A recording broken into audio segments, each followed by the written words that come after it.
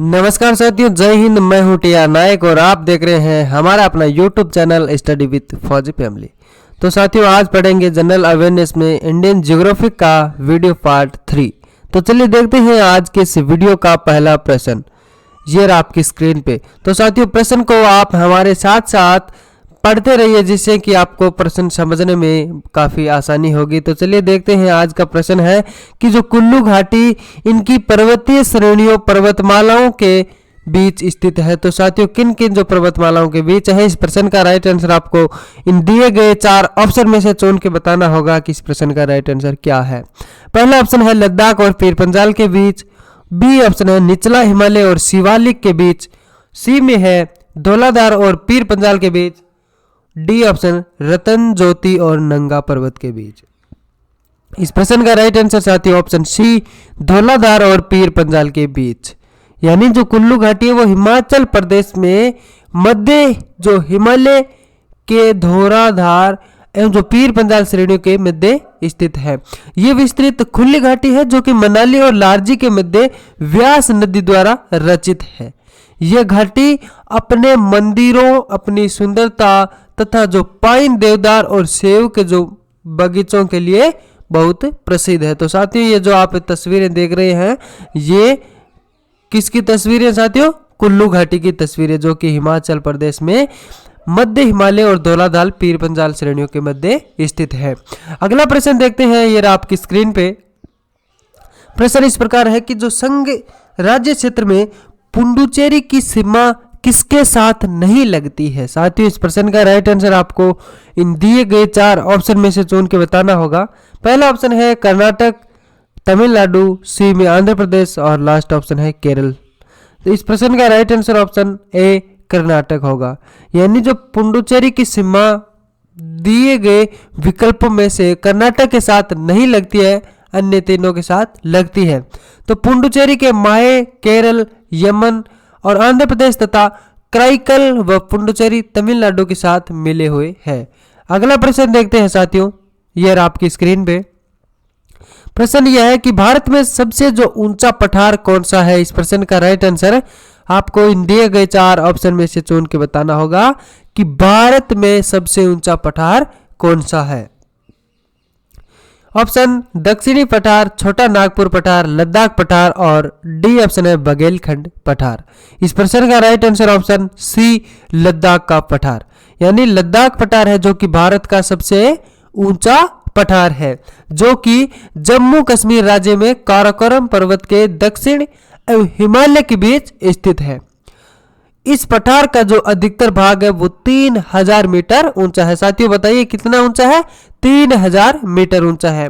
और दक्षिणी का जो पठार है वो 900 से 3000 मीटर छोटा नागपुर पठार है जो कि 700 मीटर और बघेलखंड पठार है जो कि 300 से 600 मीटर ऊंचा है। अगला प्रश्न देखते हैं साथियों। ये आपकी स्क्रीन पे कि जो पाल घाट निम्नलिखित में से किन राज्यों को जोड़ता है। ऑप्शन सिक्किम और पश्चिम बंगाल को, और बी में है महाराष्ट्र और गुजरात, सी में केरल और तमिलनाडु, डी में है अरुणाचल प्रदेश और सिक्किम। इस प्रश्न का सही जवाब ऑप्शन सी केरल और तमिलनाडु। यानी जो पाल घाट दर्रा है वो पश्चिमी घाट में तमिलनाडु के कोयम्बटूर तथा केरल के पलक्कड़ को जोड़ता है। इसकी औसतन ऊंचाई कितनी है साथियों? 140 मीटर तथा चौड़ाई है 24 से 30 किलोमीटर है। यह दर्रा उत्तर में नीलगिरी पहाड़ियों और दक्षिण में अन्नामलाई जो पहाड़ियां हैं उनके बीच स्थित है। अगला प्रश्न देखते हैं साथियों। आशा करता हूं यह प्रश्न आपको समझ में आ गया होगा। चलिए साथियों, देखते हैं अगला प्रश्न। ये आपकी स्क्रीन पे प्रश्न यह है कि निम्न में से कौन सा सुमेलित नहीं है। तो साथियों, इनमें से बताइए कि कौन सा जो ऑप्शन है वो सुमेलित नहीं है। ए ऑप्शन है दार्जिलिंग पश्चिम बंगाल, बी में माउंट आबू राजस्थान, सी में है कोडाईकनाल तमिलनाडु और डी में है शिमला उत्तर प्रदेश। साथियों, इस प्रश्न का right answer option D Shimla Uttar Pradesh होगा।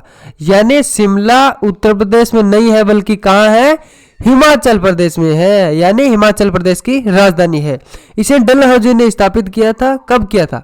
1864 में इसे ब्रिटिश राज की ग्रीष्मकालीन राजधानी बनाया गया था। इसे पहाड़ों की रानी भी कहा जाता है और समुद्र तल से इसकी ऊंचाई कितनी है? 2276 मीटर। और साथियों जो ए ऑप्शन में दे रखा है दार्जिलिंग पश्चिम बंगाल, जो आप लेफ्ट साइड के अंदर यानी स्क्रीन के लेफ्ट साइड के अंदर जो आप दार्जिलिंग की जो तस्वीर देख पा रहे हैं, दार्जिलिंग साथियों पश्चिम बंगाल में है। वहाँ की टी यानी चाय बहुत प्रसिद्ध है, चाय की खेती बहुत प्रसिद्ध है, इसलिए दार्जिलिंग टी के नाम से भी पश्चिम बंगाल को जाना जाता है। और उसके बाद में जो तस्वीर है बी ऑप्शन में है माउंट आबू राजस्थान।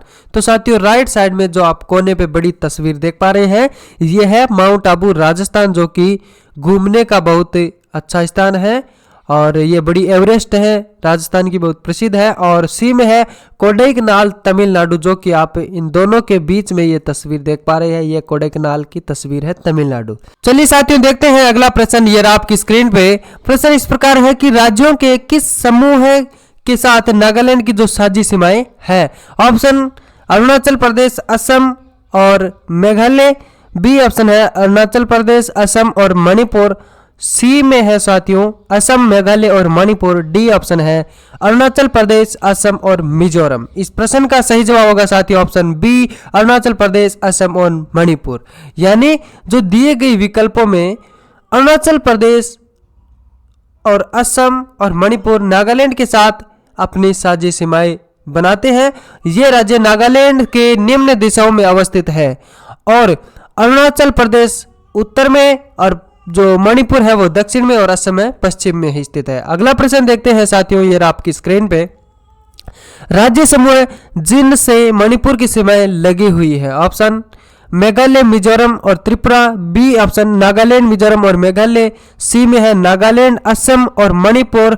डी में है नागालैंड, मेघालय और त्रिपुरा। साथियों इस प्रश्न का राइट आंसर होगा ऑप्शन सी, नागालैंड, असम और मिजोरम। यानी जो मणिपुर की सीमाएं है वो नागालैंड, असम और मिजोरम से लगती है, यानी उसके साथ जुड़ती है। ये निम्न नागालैंड है जो कि उत्तर में है और असम पश्चिम में और मिजोरम है जो कि दक्षिण में स्थित है। अगला प्रश्न देखते हैं साथियों, ये आपकी स्क्रीन पे प्रश्न है निम्नलिखित में से कौन सी झील भारत के पश्चिमी तट पर स्थित है? साथियों इस प्रश्न का राइट आंसर आपको इन दिए गए 4 ऑप्शन में से चुन के बताना होगा। अगर इस प्रकार की आपकी तस्वीर अगर पहले से देखी हुई है तो भी आपको ये प्रश्न समझ में आ जाएगा। Option A Ashtamudi, B Chilika, C में पुलिकट और डी है कोलेरू झील। इस प्रश्न का राइट आंसर साथियों ऑप्शन ए अष्टमुड़ी झील होगा। यानी अष्टमुड़ी जो झील है वो भारत के पश्चिमी तट पर केरल में स्थित है और अन्य झीलें जो चिल्का उड़ीसा में, पुलकिट और जो कोलेरू है जो आंध्र प्रदेश में स्थित है, जो पूर्वी तट में आती है न कि पश्चिमी तट पे।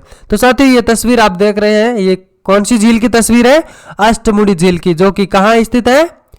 केरल में स्थित है। अगला प्रश्न देखते हैं ये आपकी स्क्रीन पे कि भारत का जो संपूर्ण क्षेत्रफल है वो कितना है? साथियों ये प्रश्न आपको प्रत्येक जो हमारे भाई बहन बंधु है उन सबको आ रहा होगा कि भारत का जो संपूर्ण क्षेत्रफल है वो कितना है।